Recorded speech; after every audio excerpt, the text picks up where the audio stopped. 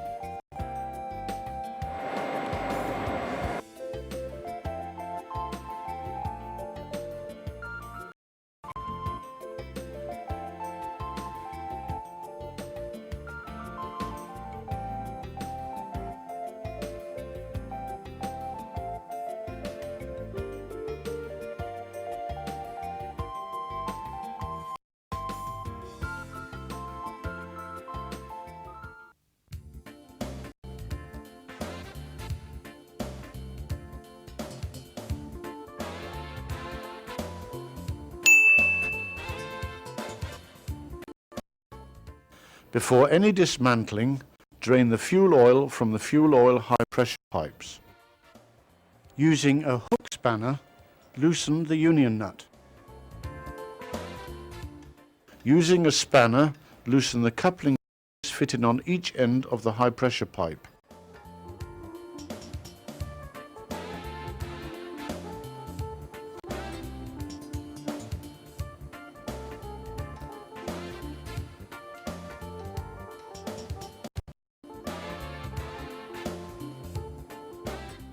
The fuel oil high pressure pipes may also be of the double pipe design. See Instruction Book, Procedure numbers 901 and 909. Remove the high pressure pipe. Take care not to damage the high pressure pipe seatings. Disconnect the return oil pipe from the fuel valve. Mount protective plastic plugs in or on all high pressure seatings. Unscrew the retaining nuts and remove the spring housings.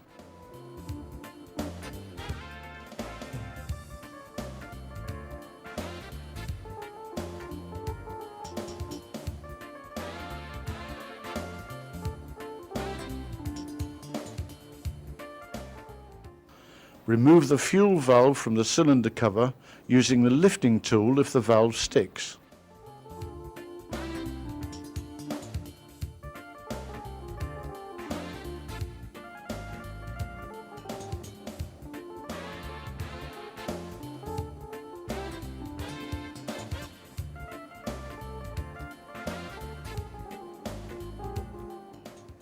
Thoroughly clean the fuel valve bore in the cylinder cover.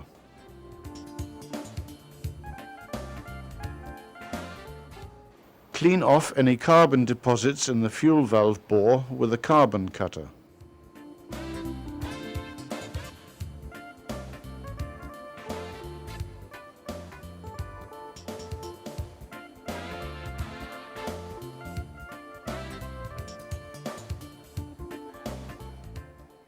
If marks are found on the seating in the bore, recondition the seating with a seating face cutter.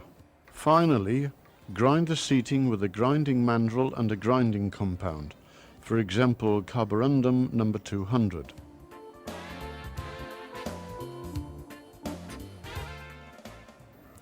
After milling and grinding, thoroughly clean the bore and seating and check again that there are no signs of damage on the seating.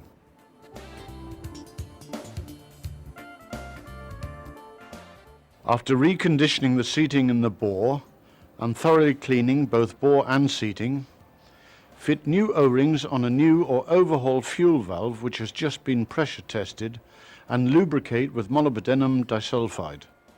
Carefully mount the valve in the cylinder cover.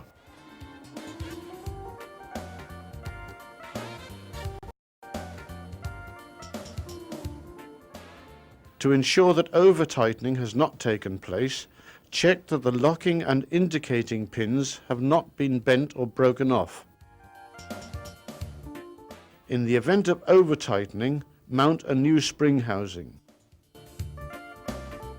We recommend that the calibration of new and especially old spring housings be checked before they are mounted on the engine or on the fuel valve test rig. Mount the spring housings and retaining nuts.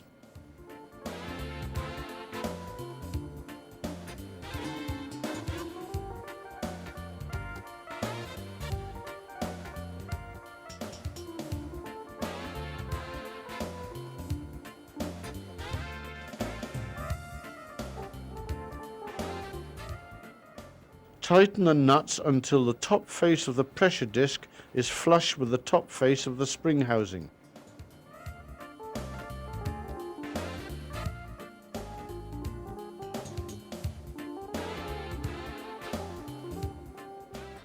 Reconnect the return oil pipe to the fuel valve.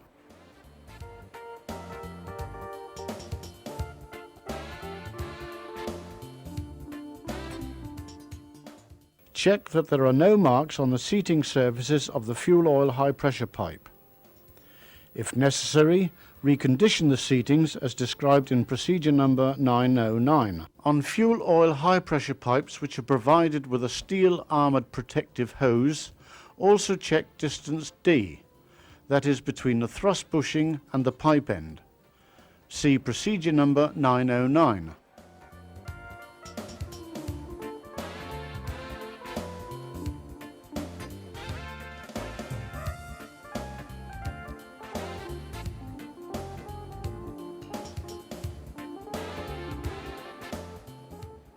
Replace the O-rings and coat with molybdenum disulfide.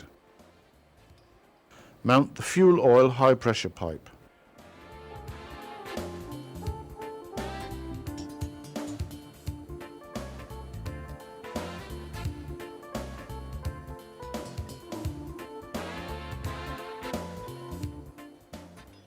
Adjust the torque spanner to the value indicated in procedure number 901. Tighten the coupling pieces using the torque spanner.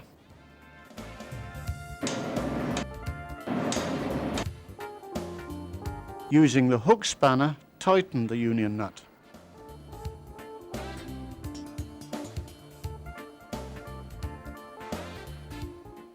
Close the fuel oil drain valve. Turn on the fuel oil supply.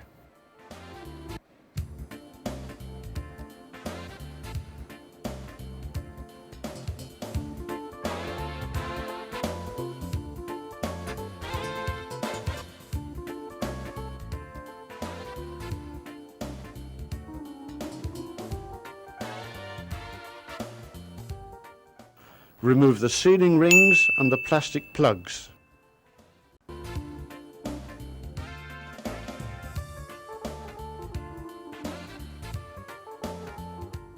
Set up the fuel valve in a bench vise provided with soft jaws. Start disassembling the fuel valve by screwing off the union nut with a hook spanner. When overhauling fuel valves, handle all parts with the utmost care and keep them completely clean.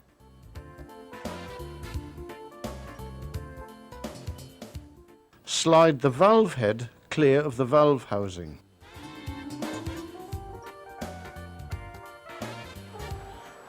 Remove the non-return valve, thrust spindle and thrust foot from the valve housing. Loosen the spindle guide with a soft hammer and remove the spindle guide and nozzle.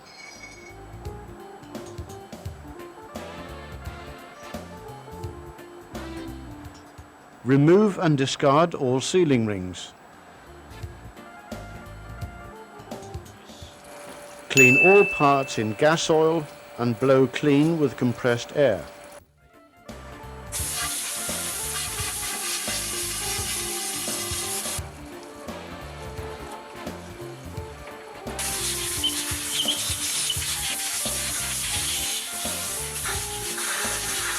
Carefully clean and examine the parts and, if necessary, grind the seating surfaces with a grinding mandrel and carborundum number 500.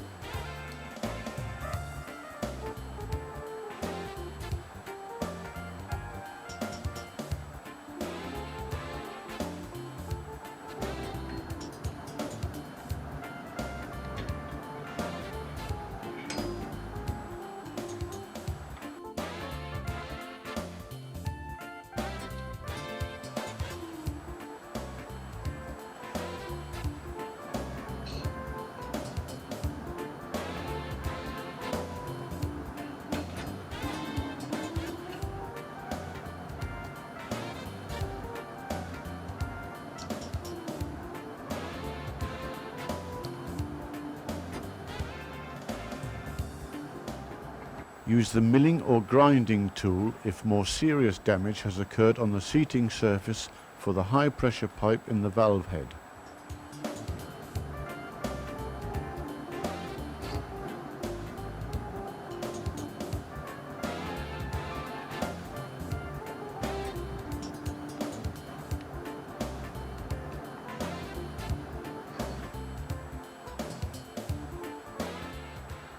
Use the milling tool if more serious damage has occurred on the seating surface for the high pressure pipe in the valve head.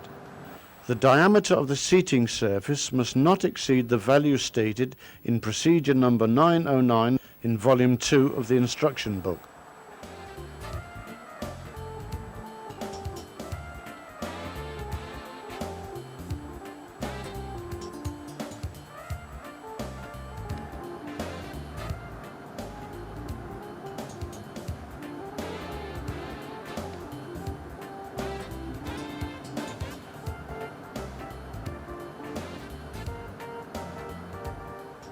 Set up the thrust spindle in a bench vise with soft jaws.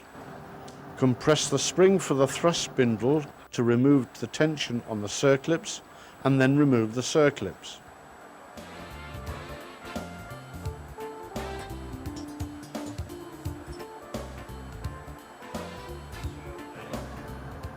Carefully clean and examine the parts and, if necessary, grind the seating surfaces with a grinding mandrel and carborundum number 500.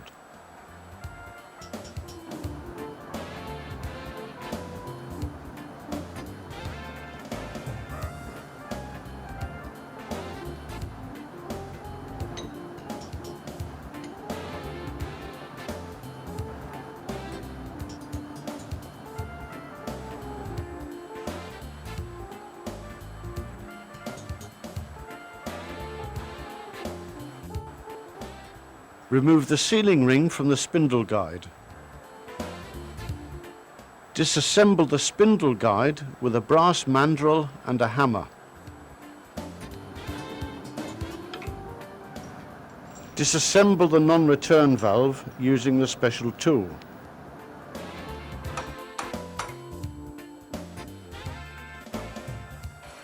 After grinding and milling, clean the parts in gas oil and blow clean with compressed air.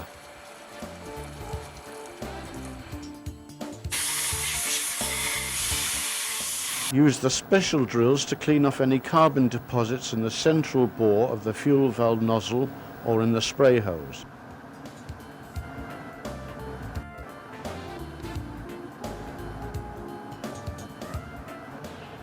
Test the spray holes with a test pin. If the test pin can be inserted into just one of the holes, or if the holes have become oval, the fuel nozzle must be discarded.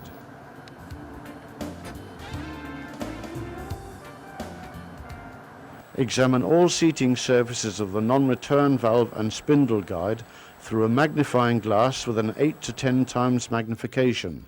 If there are pressing in marks or the like on the seats, mount a new non-return valve or a new spindle guide. Lapping of the internal seatings is not acceptable. Defective parts, with the exception of the spring, cannot be replaced individually.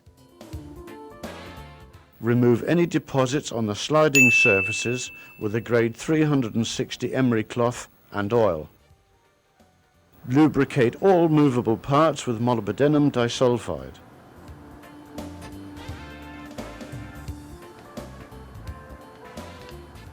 Loosely assemble the non-return valve and the spindle guide.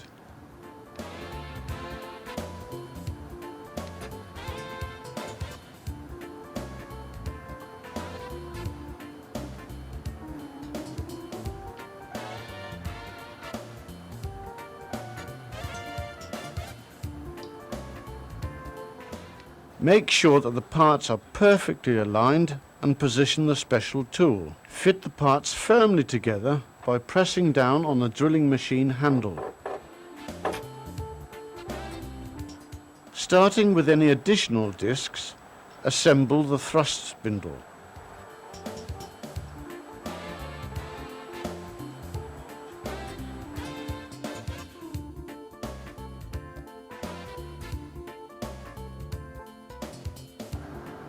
Slightly compress the thrust spring and mount the circlips.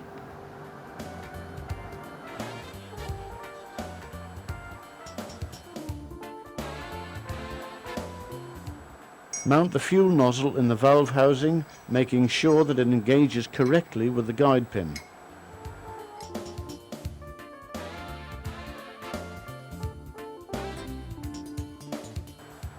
Mount a new sealing ring on the spindle guide.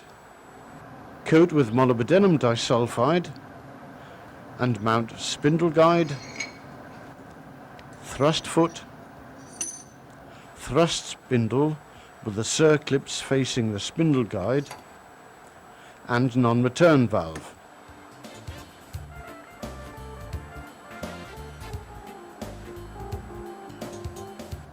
Mount a new sealing ring in the sealing ring groove.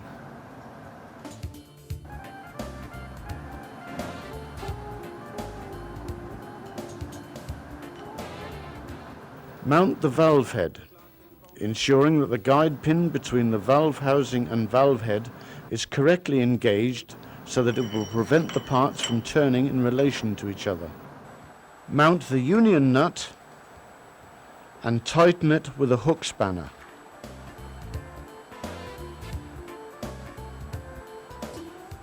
Mount new sealing rings on the valve head and valve housing and mount protective plastic plugs.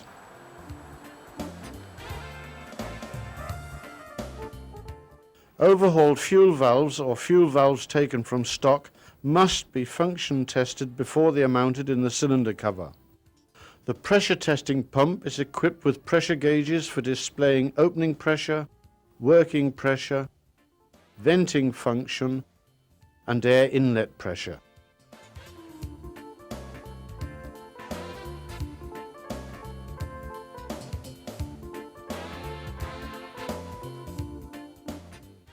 Position the fuel valve in the test rig. For guidance on how to operate the pressure testing pump, refer to the supplier's special instructions. To ensure that over-tightening has not taken place, check that the locking and indicating pins have not been bent or broken off. In the event of over-tightening, mount a new spring housing. A very important element in the correct functioning of the fuel valve, both during testing and in service, is ensuring that the spring housings apply the predetermined tightening force.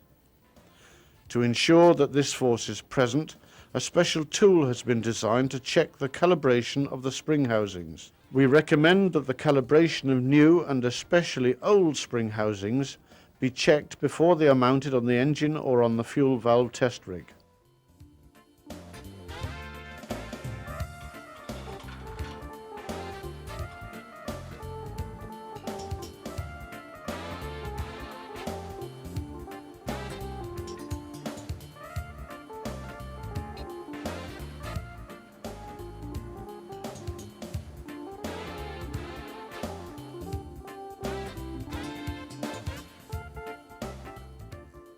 Tighten the nuts until the top face of the pressure disc is flush with the top face of the spring housing.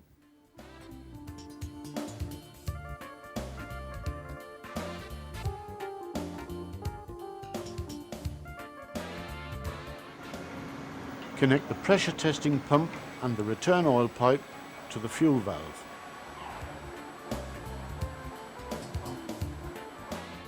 Slowly fill the valve by pumping at low pressure until oil, without air bubbles, flows from the return oil pipe.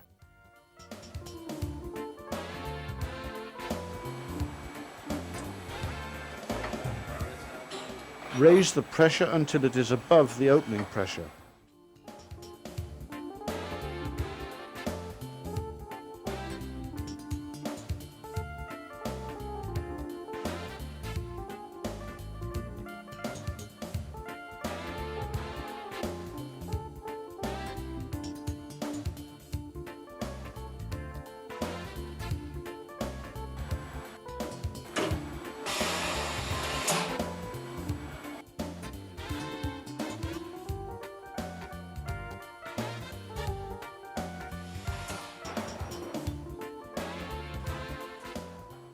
Flush the valve for about 5 seconds.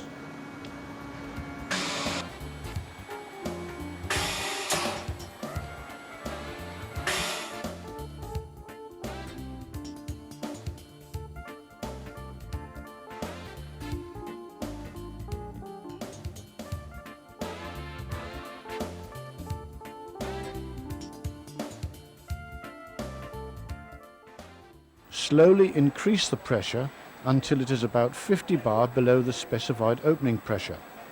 See Instruction Book Volume 2, Procedure number 909. There will always be a certain amount of oil flowing from the return oil pipe when the fuel valve is full of oil and pressurized. Oil must not seep from the fuel valve nozzle holes until reaching a pressure of 50 bar below the specified opening pressure. If oil does seep from the fuel valve nozzles, see Procedure number 909. Lapping of the internal seatings is not acceptable. Pump 5 to 10 strokes to fully open the valve and to blow out any dirt. Then relieve the pressure. Slowly increase the pressure until oil is emitted from all the atomizer holes.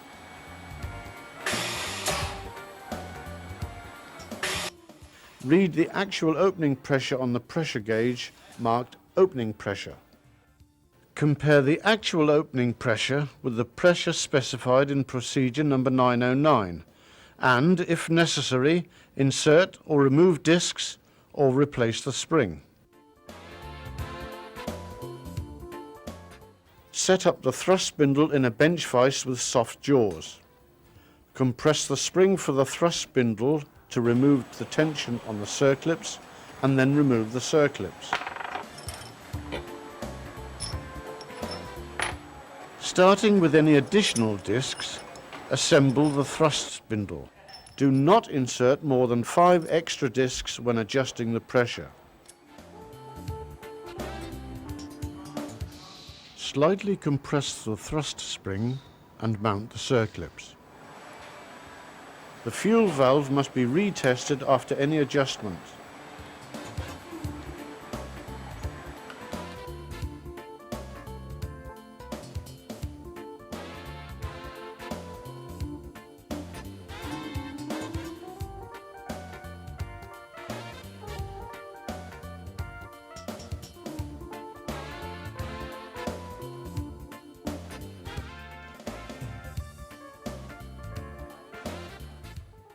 If the quick pressure drop cannot be registered, the slide is sticking or the hole is blocked. Disassemble and examine the parts, replace if necessary.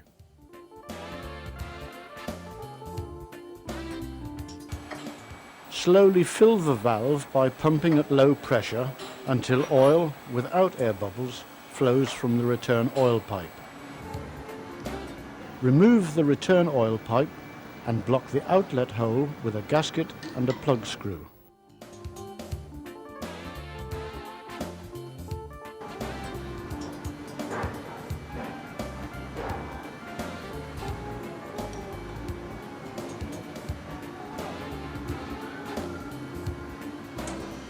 Increase the pressure to about 100 bar and move the control handle to the closed position. The pressure should now remain at 100 bar. If oil leaks at the union nut, replace the O-ring seal of the valve head. If oil leaks at the lower end of the valve, replace the O-ring seal on the spindle guide. After the fuel valve has passed all the tests, it can be mounted in the cylinder cover.